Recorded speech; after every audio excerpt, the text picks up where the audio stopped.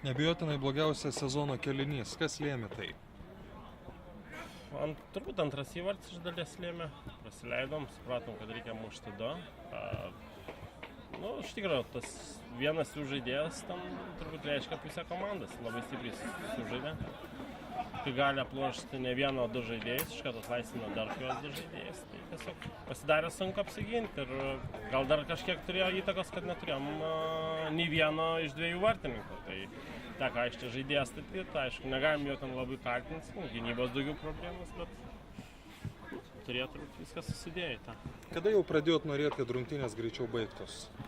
Turbūt, kai buvo kokie 4-1, iš tikrųjų, tai tikrai jau norėjom, kad greičiau baigtis, nes tokia atsirado nerimo kaip rykštėlė, kad gali būti ir 7 kokie vienas, nes iš tikrųjų žaidimas buvo visiškai padarkas, nes skylės ten didžiulės.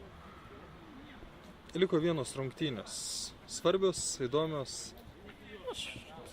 Visos svarbios rungtynės, visos rungtynės įdomios. Ta prasme, kovosit kaip reikalas? Ta prasme, kovosim normaliai, kovosim dėl tos vietos, bet kuriuo atveju, kaip sakyti, galim pasakyti, kad sezonas sėkmingesnis negu praeitas, nes jau kaip minimum vieną vietą aukščiau būsim.